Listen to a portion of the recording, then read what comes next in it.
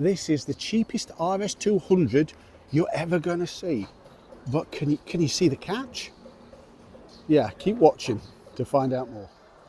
Welcome to Lot 76 Cars. My name's Simon, and today we're at the fabulous Summer Serenade historic sale in lovely Windsor. And have we got an absolutely full catalogue of delights. Some rare cars, some very affordable cars. So without further ado, let's go and have a look at them, shall we?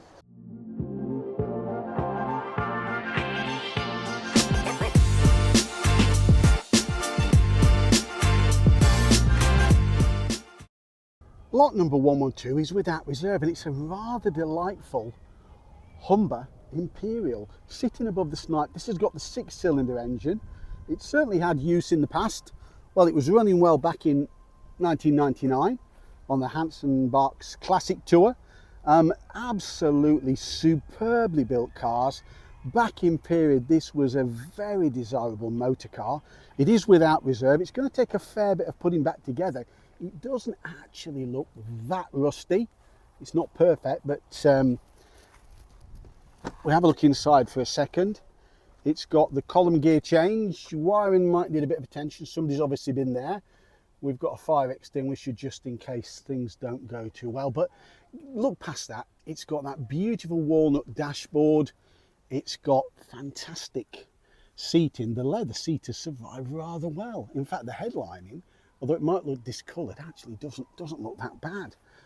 Can't comment about the party hat there, but it really is a good base for a restoration. What's it worth?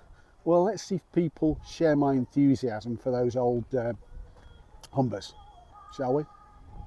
I'm wondering if this might just be the bargain of the day. It's got 11,000 miles on, probably reset for part of a rebuild, but it's a Daimler SP250, the last car built under Daimler's own ownership before the takeover by Jaguar.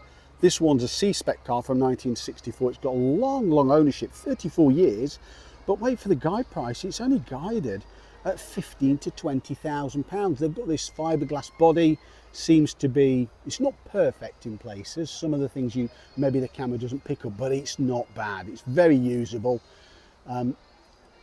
Maybe some of the trim parts you could replace or restore if you wanted to, but as a very honest looking car, to me at the bottom end of that estimate, that looks to be pretty good value for money, I think. What do you think to that? Do you agree? And what do the buyers think, shall we see?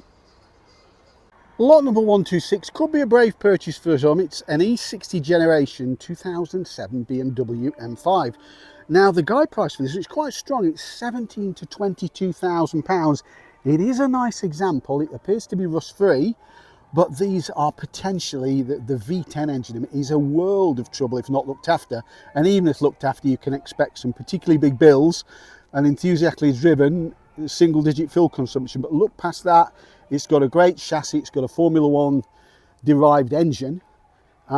It's got some marks on the body, but again, nothing I don't think that couldn't be easily fixed with a partial repaint. Leather inside looks reasonably good. It looks reasonably well cared for. The key with this one is going to be the maintenance record. Rod bearings, all those areas. That SMG box is an acquired taste, can be reprogrammed apparently, and can be made to change more smoothly. What's it worth? I don't know. I'm not necessarily a fan of E60s. Is it worth that sort of money? It does seem a little bit strong when they're still on the pages of Auto Trader, but let's see, shall we? Lot number 129 is a rather delightful Fiat X19 Speciale from 1984. Now it's got a high guide price of £12,000 to £18,000, but when you see the condition of this car compared to some of the other sheds that are out there, quite honestly, it is excellent. It was built in the latter days when it was badged Bertoni. The X19 name was actually the project name for the whole project. They decided to use that rather than a name. Leather's in pretty decent condition, would do with a feed. Lovely bodywork, the stripes and everything have survived really well. I think that potentially could do well simply because you don't see too many of those about. So this Lotus Elan, lot number 135, the 73 Lotus Elan, is a bit different. It's guided at 17 to 22,000 pounds, but the difference with this particular car, it's been fitted with a very usable 2-litre Z-Tech Ford engine. So it's not one for purists out there, but possibly in terms of drivability, you know, it's got all the handling advantages of the Elan, but the Plus 2 obviously got that little bit of extra space in the back there. What does it drive with a Z-Tech engine and weighs about as much as about a few crisp packets? I don't know. Will somebody value the Z-Tech conversion, or would they prefer the original cars? Bradford-based Jowett produced these beautiful Jupiters, and they only produced about 900 of them. Lot number 139 is a lovely example of this. 16 to 20,000 pounds, that's not unreasonable for one of these. I've seen these make this in the past. They don't come to auction that often, but you do see them periodically. Had a great competition history. It's got apparently 24,500 miles on the clock. Quite honestly, it's actually a lovely car, isn't it? Registered in 52 originally, and the engine was rebuilt in 2002 and a new clutch in 2009. You might not have too much to do to it. Paintwork in places. If you want to make it mint, you're going to have to go a bit further with the paint, but actually that might represent reasonable value. Number 140 is a beautiful 66 Alfa Romeo Giulia Sprint GT Veloce, guided at 40 to 52,000 pounds. There was one in the last sale, I seem to recall, that did struggle a bit to get down to that level. Now this particular one has had a huge amount of restoration, matching numbers. It was originally delivered new to Cyprus, so probably rust free at least for some of its time. It's the obviously early step nose example in there. Honestly, the paintwork is flawless here. You know, you may sometimes take issue with cars that are presented with some flaws. Certainly, I'm not sure about the underneath. Take a look underneath. Might have probably gone a bit further underneath that car. But in actual fact, the condition of the interior looks beautifully finished as well. But that is quite a fair chunk of money, but you're going to get a car that's been very well prepared. No overspray on the rubbers like you sometimes see. It does look like somebody has done a bit of a job with that one. And I can imagine the restoration bill for that car being possibly more than the sale value. Now sometimes a car appears on paper like it's fantastic value. Now this is an ex-Hong Kong XJS convertible, proper convertible here. It had, wait for it, 83,000 pounds spent on it. This is lot number 145. It's guided now at 18 to 23,000 pounds. In theory, it should be an absolute bargain. This, I think KWE Engineering have done a lot of work to this. The only problem I would say with this is if you look closely, would you expect that?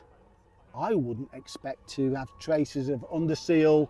The door, it's got something on the door shut, doesn't look brilliant in there. Interior doesn't look too bad, to be fair, and at that sort of price, but it's not finished properly.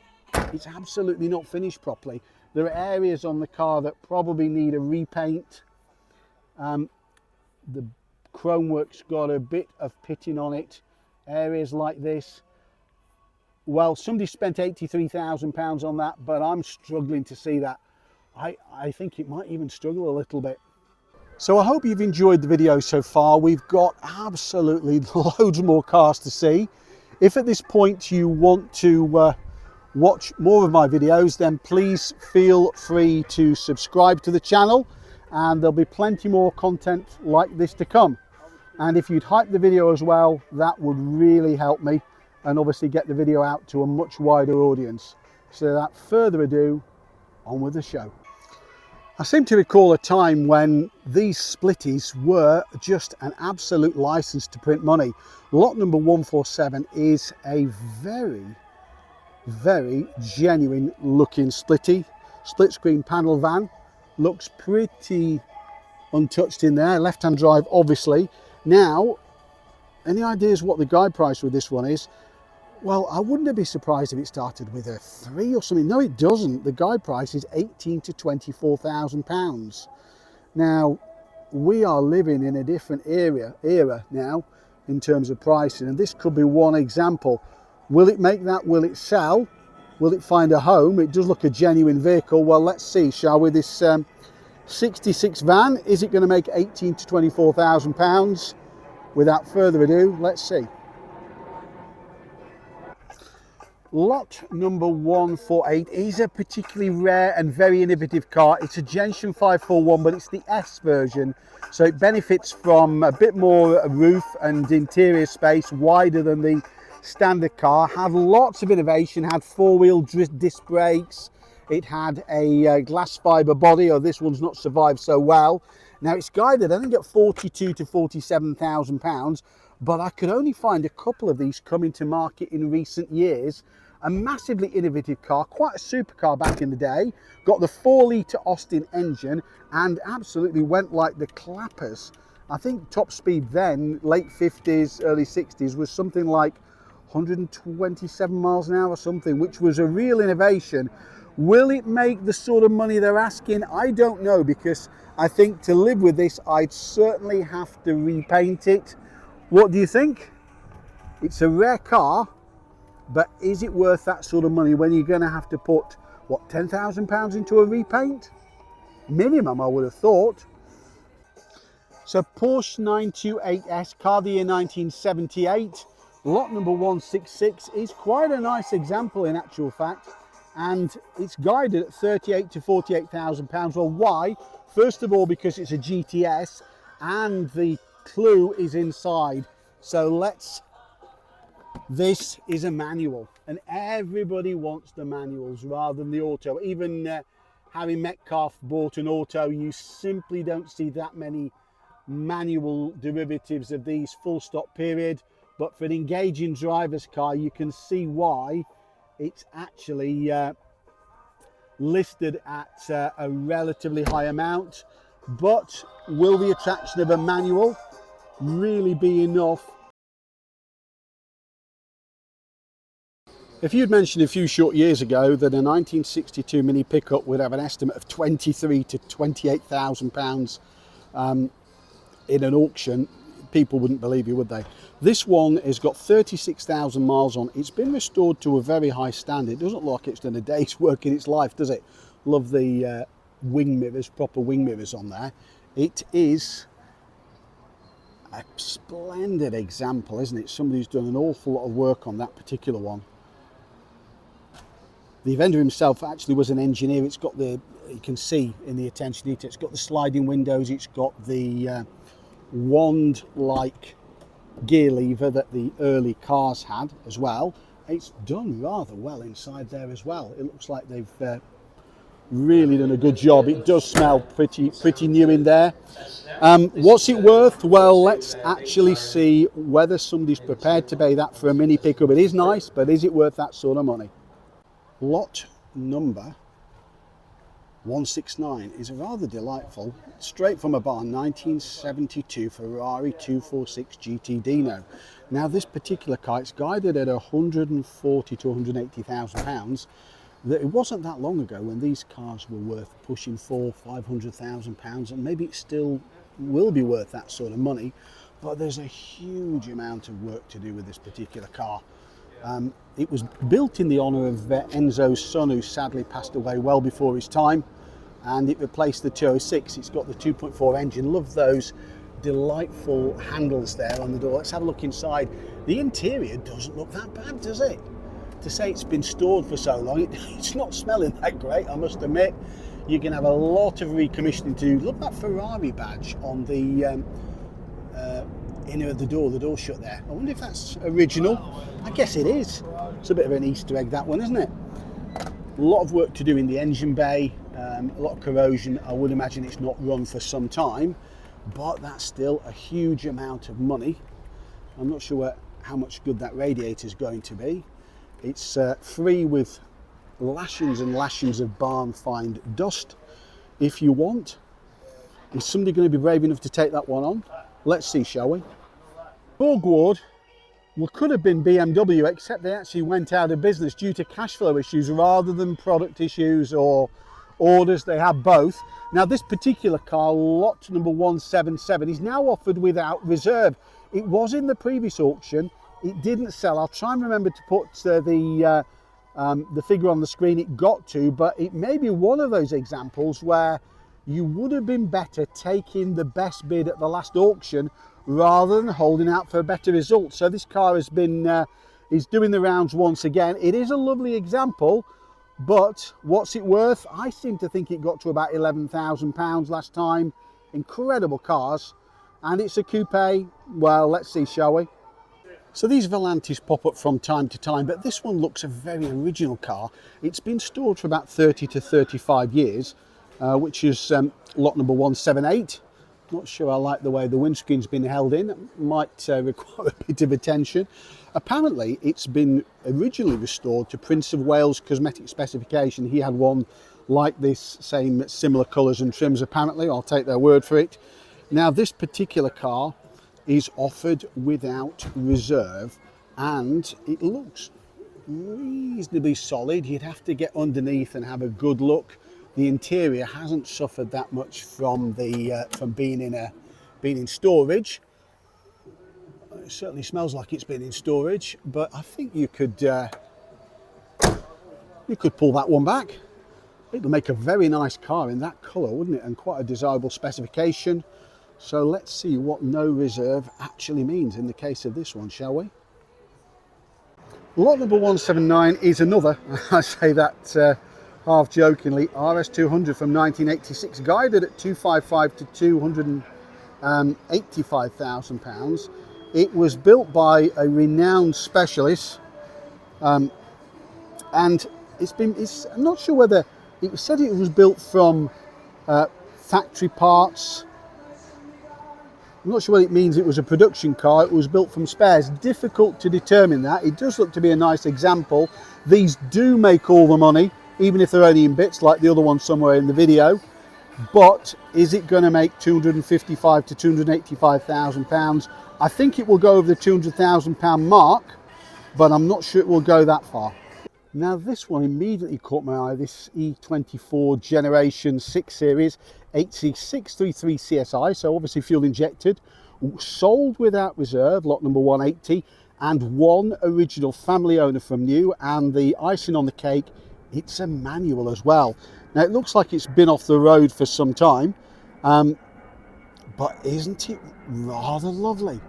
The mileage is declared at 23,000 miles. Now, if it's had single ownership, that's probably the case. What a colour combination, that beautiful sort of green, gold sand or whatever. It's even got some original stickers on there, BMW stickers.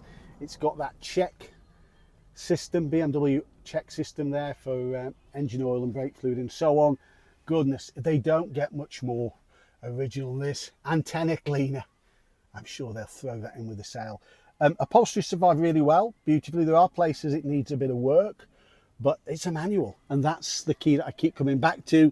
You're going to have to do some work in terms of cleaning or replacing some of the trim, but from a perspective of the body, it does look pretty solid round the back windows. They do rot for fun, but I think that one will really clean it well. What a desirable car. Lot number 188 does have the feel of a car as somebody who's trying to recover their refurbishment cost. It came from Australia. It's so significantly rust-free and right-hand drive, which helps. It's had a significant restoration, but the guide price for this 72 car is 34 to 38,000 £. That's quite a lot. Previously a modified car struggled in the last couple of sales. This one's not so modified. Clearly those wheels are not standard wheels, but it's been repainted to a high standard. The interior plastics, the dash has got some cracks on. Good looking, trying to find a replacement dashboard for one of those, but otherwise the interior doesn't look too bad. I mean, it could be improved, but let's not forget you've got something that they're expecting to get the best part of £40,000 for, and there are some details there that you can always find things that you don't like, that I'm a stickler for attention to detail, apologies for that, and I feel there are some bits and pieces could have been done to present this car a little bit better, but overall it's a nice car, it's a nice example. With only 252 examples worldwide, this is a particularly rare Bentley. It is a turbo RT400 long wheelbase. Original price was about 130 grand. This one's guided at 15 to 20,000 pounds. It's finished in this wild berry. Oh, I'm in love with the colour. I'm also in love with those door trims with the carpet at the bottom. What a beautiful colour combination. I'm sure the comments will be alike now, disagreeing with me, but honestly, that is right up my street. I think it's a long wheelbase, plenty of room as you'd expect in the back, deep pile carpets to get lost in. Actually, that is an incredible amount of value for somebody. If that goes anywhere near the estimated price, potentially 15 to 20,000 pounds, somebody's going to grab themselves a lot of car for the money. So lot 196 is potentially a lot of money. It's a 500 SE, not the W126 generation cars. Lots of technical innovations like ABS back in the day. It's guided at only 14 to 18,000 pounds, and apparently it's just got a genuine 26,000 miles from new with 2 owners from the same family. Oh, count me in, I'm interested here. I mean, this particular car, the AMG wheels apparently were specified at the dealer back in the day. It doesn't look too bad around the arches, to be honest with you. Some of the aluminium areas, the paint is started to peel. Like many Mercedes, the paint's peeling off some of the plastics or the aluminium bits. Inside though, inside is absolutely lovely. That's what Zebrano wood trim, you know, very understated controls, the handbrake there. Actually, the inside is pretty good. You'd have very little work to do. Oh, and the sunroof works. Well, at least it's open. Let's hope it shuts on the way back from the auction. Is that an oh, it's got the Becker, it's got the factory Becker Mexico. They were a pretty penny back in the day. You know what, that doesn't look too bad at all. I think that one could well find a home at that sort of money, simply because it's such a nice low mileage example. Is it me, or have Capris actually also started to become a bit more reasonable in value? This is lot number 198. It's guided at 19 to 24,000 pounds. It's the 2.8i Special. It's got the Recaro seats in. It's got the right graphics on the side. I seem to recall that the 2.8 Special had a limited slip diff. I could be wrong. It's got something protecting the dash top for a reason, because it's cracked, and many of them are. It's got a factory sunroof. Interior looks in reasonable condition. Some of the trim looks as if it's come away around the boot, but actually at that sort of money, this Capri could be the car you always promise yourself, could actually be a reasonable buy. And Capri's once again becoming much, much more affordable. Well, let's see if the bidders agree with me on that one. Lot number 201 is guided at 24 to 32,000 pounds. It's a rare beast. It's an Alfa Romeo Giulietta, but it's a turbo with a T3 turbo. It's not the factory, I think the Auto Delta ones, but it's one of a couple of cars left that was converted by renowned dealer Bell & Coville. I think Bell & Coville still exists, quite famous in Alfa circles. It is beautifully finished here. It looks to have survived incredibly well. It's had some restoration work. Might need a bit more on the wiring, but in actual fact, the interior condition of the car is absolutely splendid. Look at that trim. God, eat your heart out. That looks absolutely fantastic, doesn't it? Now, the design of these, the doors went on to be incorporated into the 75, so the Giulietta did live on. I think that's one of my picks of today. I really, really like that.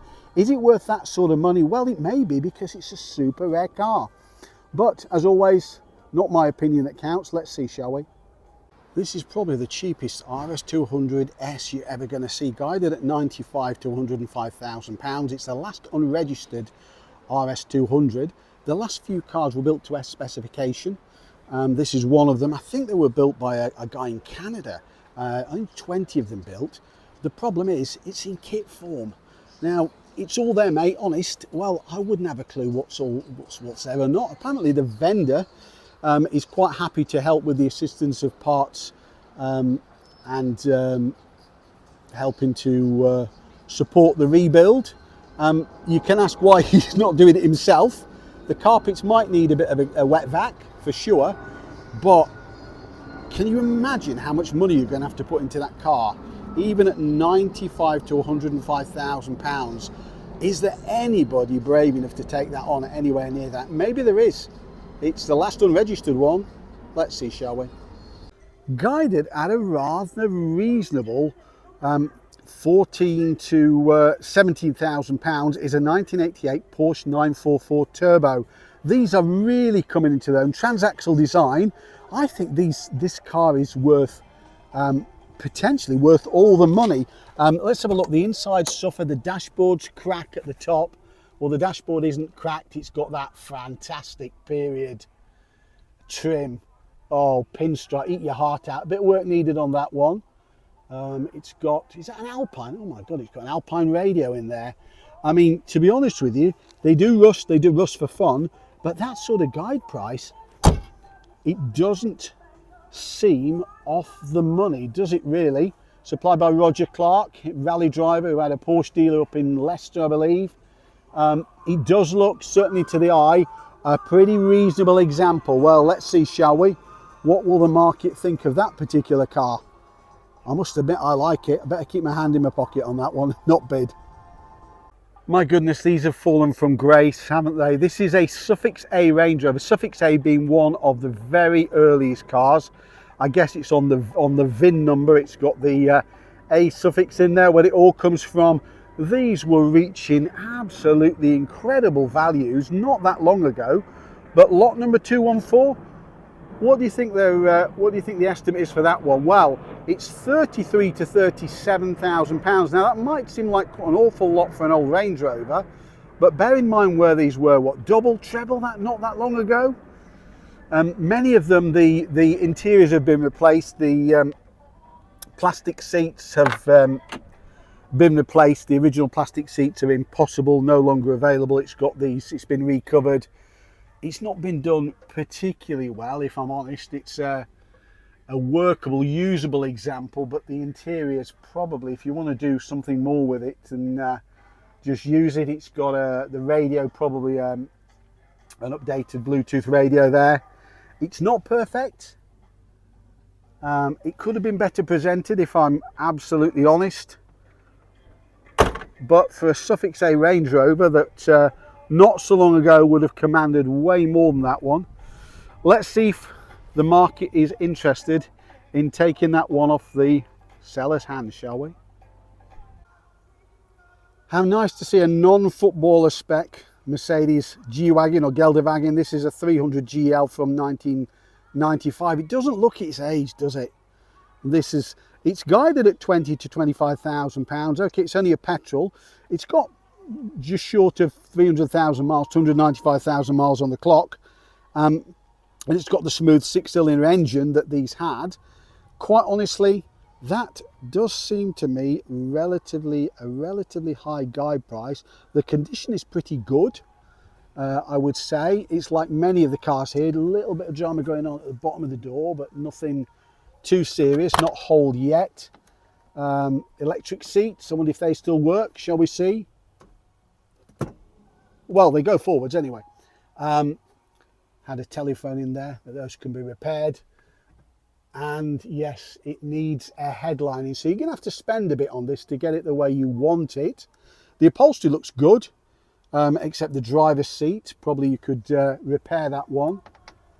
And it would have benefited by coming to auction and having a bit of a mop. I'd have certainly invested in a machine polish, in actual fact.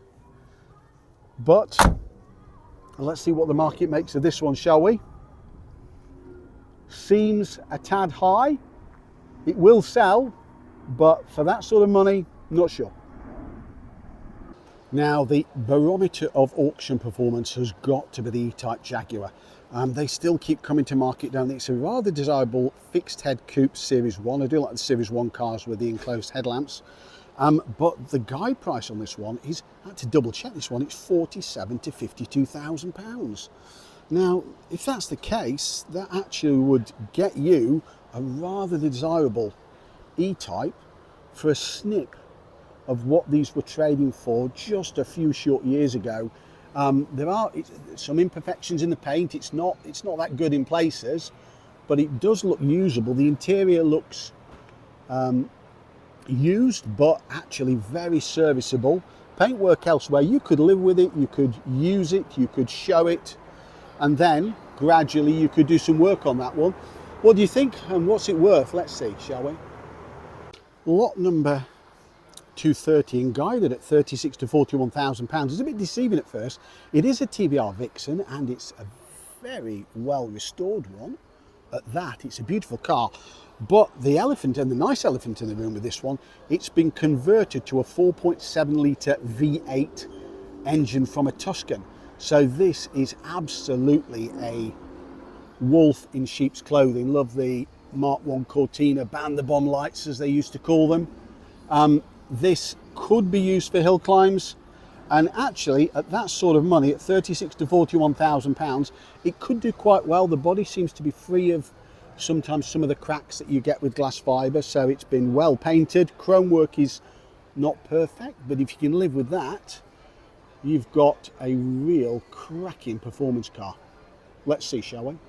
Car that's coming in for a dose of reality is lot number 237, a 1987 Ford Sierra RS Cosworth, guided at 60 to 70,000 pounds. Lovely colour, moonstone blue.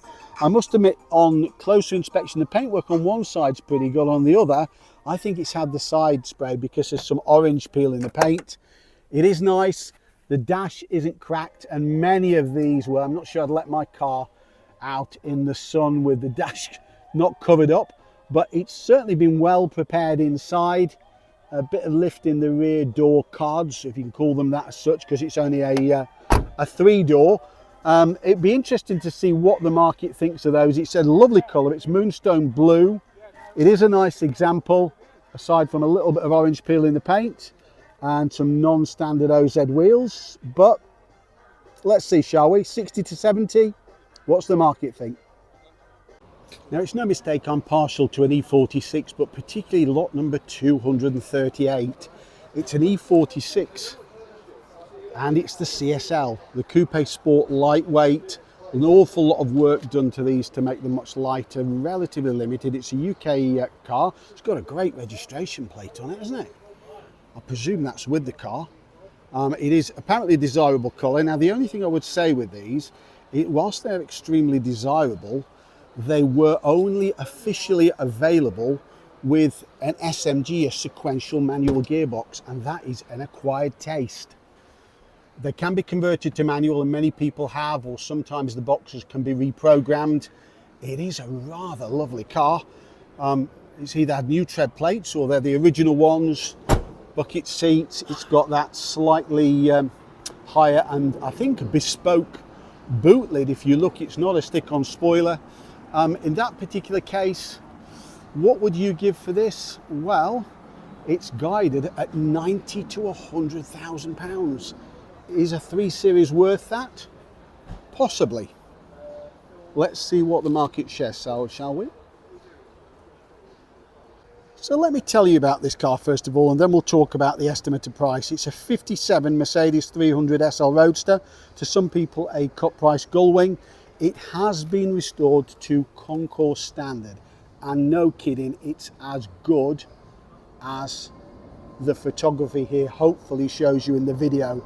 It is beyond stunning. The chrome work is without blemish, the paint's without blemish.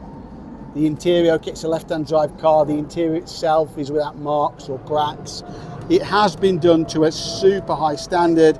It's had a full engine rebuild. It's got the mechanical fuel injected 3-litre Mercedes straight 6 engine. What is not to like? Well, perhaps the bit that's not to like is the estimate price. Wait for it. 790 to £880,000. No, I have not been on the early afternoon alcohol here today. Is it going to make that? I'm scratching my head with that one, and maybe I'll be proved wrong. Let's see, shall we? So this 550 Maranello is from the year 2000, lot number 243. It's freshly serviced. It's got 43,000 miles on. It's had a clutch, it's had a flywheel not that long ago. It's got a great combination of that V12 engine and a manual gearbox. Actually, it is guided at 70,000 to 80,000 pounds, but one of the last generation of manual Ferraris, looking at all the controversy with the new manual Ferrari 12 cylindry, that actually would give you ownership of a V12 manual at a snip of that price. What do you think? I think it looks a great looking car. So lot number 245 is a Porsche 912, often seen as the poor relation to the 911. These are coming into their own a little bit. It's what's seen as the entry car, bridge the gap I think between the old 356 and the new 911. Significantly less powerful, but also lighter. Now there were two wheelbases of these, surprisingly, a short wheelbase and a long wheelbase. And in actual fact, this one is, by the look of it, the short wheelbase. The wheelbase, it's very an Anaraki thing to do, but there's additional wheelbase in there if it's the long wheelbase car. Now this car is guided at a reasonable 40 to 50,000 pounds. Now, given that I saw one of these which was a total wreck at the last sale that didn't actually sell, I think 40 to 50,000 pounds actually doesn't look too bad at all, because it does look in splendid condition, doesn't it? What do you think? And let's see what our buyers think. I'll try and confirm the previous estimate for this car, because I've seen this old friend before. It is an absolutely lovely 1957 356A Speedster. Now, it had a complete nut and bolt restoration. I did do quite a walk round at the last sale, but it didn't sell. And I'll try and put on screen what it actually made or how far it got. Now the estimate seems to have come down to 140 to 190,000 pounds. They do say the best cars sell, but at that sort of money for a 356 and a left-hand drive one, that's still quite a significant chunk, isn't it? Is it going to sell this time? What do you think? Let's see, shall we? So back this time for another go is lot number 250. It's one of 109 RS 1800s. A lot of hysteria around these cars. One of these sold for I think £270,000, and the market got carried away and you saw them popping up from everywhere. Well, this one didn't sell at the last auction, and it's back now with a guide price of 150 to 190,000 pounds. Now, will it make it? I'm not quite sure. I wonder if these cars have peaked. It's certainly, the guide price has been reduced significantly. I think last time it might have even got to about 160,000 pounds. I will pop that on screen and I'll check that out. It is nice. There's no radio in this car. As I say, limited. It's got the BDA, the belt drive engine. What's it going to make? Take your guesses now. So occasionally even anoraks like me get caught out. What's this? Well, lot number 251 is apparently something called a British Salmson 2090 sports car. It's probably one of the rarest British sports cars of all time.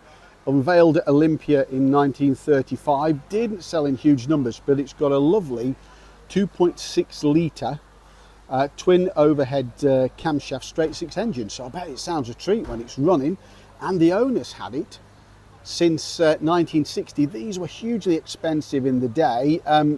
I think twice the cost of a Jaguar SS, but today this one can be had for an estimate of 47 to 54,000 pounds. Well, it's super rare. Paintwork needs a bit of attention. It's in places.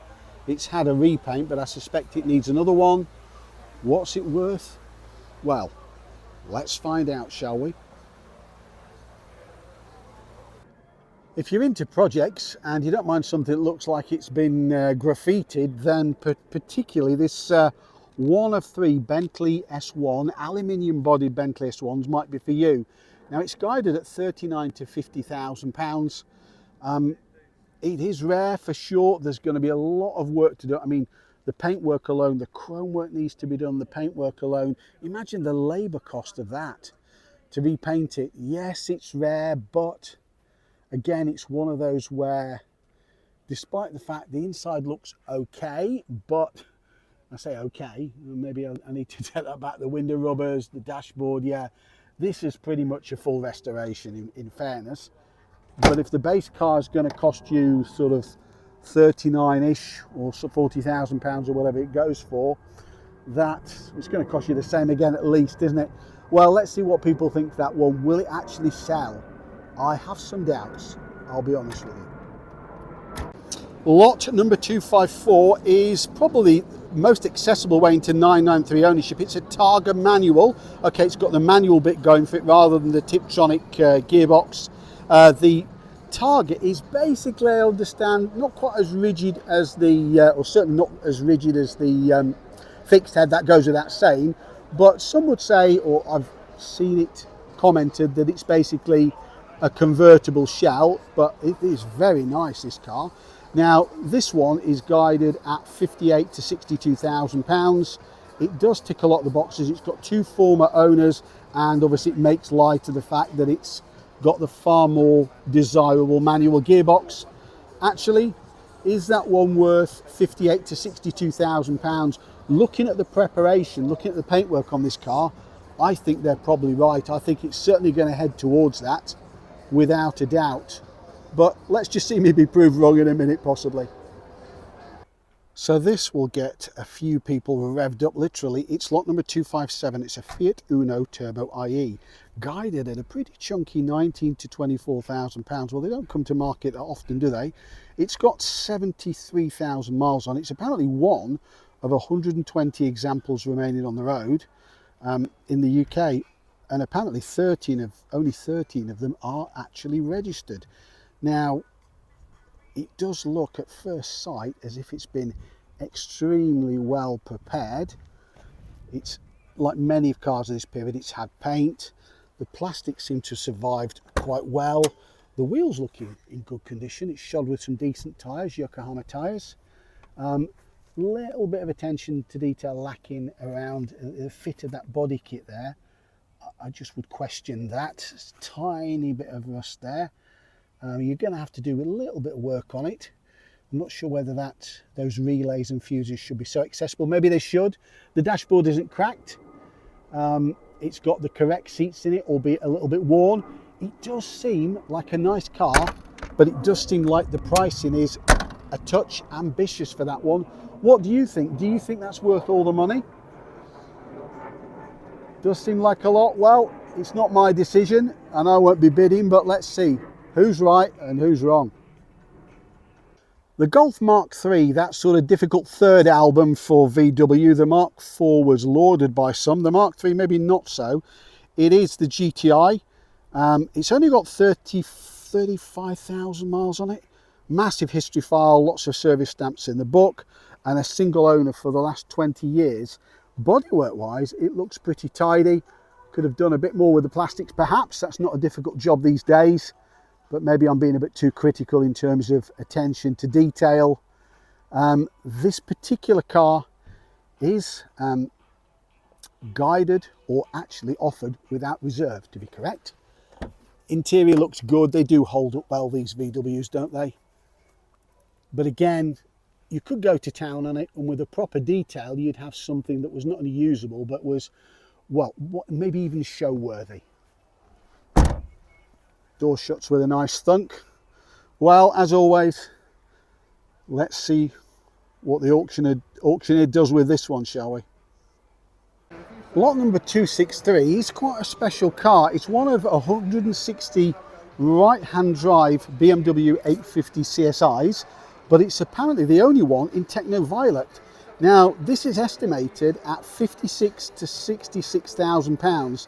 Now, I had to look back a few years when some of the last ones came to auction. If you look back about 10 or 12 years, these were changing hands for around £15,000 to £20,000. I mean, in actual fact, these have seen incredible appreciation, these cars. this one is pretty much at the top end of that scale. It's a beautiful car, isn't it?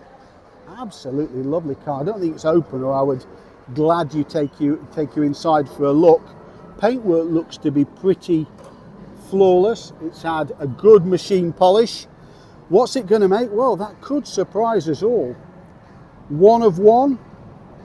Let's see. Guided at a reasonable 32 to 36,000 pounds is this Spitfire, because it's a bit of a one-off. 412 VC is a factory prototype, and it's also got a very strong rallying history. Now, it was campaigned, I think, in a number of rallies of the time. It served as Triumph's face at a lot of the press events. You'll see the car there in standard trim on publicity material of the time. Great to see that. Great to have a car with such history, isn't it, really? Paintwork, if you want to bring it back to scratch, you're going to have to paint it probably. You're going to have to, clearly going to have to do work to it, but you're going to be left with something which is truly unique. What's that piece of Triumph's history worth to you? Lot 270 is not a regular Mini Cooper S Works, it's the GP edition, one of just 444 cars for the UK market, guided at 13 to 19,000 pounds. Given it's got 39,000 miles on, the number 712, and with that registration number, it could well be worth all the money. It's all the correct GP stickers on there. It will have the number. It will be uniquely numbered along the roof, which is a lovely touch, isn't it, really? It's got the aero kit, that stubby aerial there. That looks in pretty nice condition, doesn't it, really? Alloys look unmarked. It certainly looks ready to use. Not sure whether the smoked lights came with it. It's got a WGP registration number. I think 56, R56, or I might get that wrong, apologies. The windows dropped correctly when the doors opened, and pretty standard Mini fare inside. Part of the lightweight was obviously dropping of the rear seats. Well, do you know what? That's not a bad example at all. And I think you could have an absolute lot of fun with that one and have something that's particularly rare. Well, let's see what the auction makes of that one. With just 3 owners from new, it's no wonder that there's a guide price of 11 to 15,000 pounds on this 1980 Austin Mini 1275 GT, and it's absolutely delightful, isn't it? It's got the Roy Haynes design front that the Clubman's had. Paintwork looks to be pretty good in most places, to be honest with you. Looking at the car, interestingly enough, it's got the de novo, it's got the run flat, or at least the caps for the run flat wheels. They are super difficult to find these days. Many were converted, or I think the tyres have been converted. Those run flats will be long since non-available. It looks to be pretty good inside. If it has been repainted, it's been done in such a way that it's not particularly obvious. Interior looks pretty good as well. Actually, that looks like quite an original car. I'd put the pedal rubbers back on there before I drove it away, clearly. But quite honestly, in today's market, that's probably not bad value. What do you think? Is that a reasonable amount of money to pay for one of these? Answers on a postcard, please. Well, let's see what our bidders think of that one. I rather like that one. Produced in the Alessandro de Tomaso period is this fabulous Maserati bi-turbo Spider. It's guided at 14 to 18,000 pounds, but let me tell you what it's had spent on it. It's recently had a 15,000 pound mechanical overhaul. Now, unlike some cars I've mentioned here today, this 46,000 mile example actually does look worth the money. I like the fact, the nice touch on the plate. I like the finishing touches here. The paintwork is good without looking as if it's just come straight from a body shop. It's been well prepared, marked, a little bit of drama going around the bottom of the screen, but nothing bad at all, to be fair. This particular one, there's a sale room notice on it saying the roof was damaged when the car was catalogued, so that might be an area to do a bit of work on. Interior looks really well preserved. Those seats look super comfy. You know what, for once, I do think this car is worth all the money. It does look a good one, doesn't it? What do you think? I'd happily go home with that, particularly on a day like today. So thanks again for joining me on Lot 76 Cars. I hope you've enjoyed the auction, and please like, share and subscribe. There are 2 videos up here that you may well be interested in, and once again, as always, thank you for watching.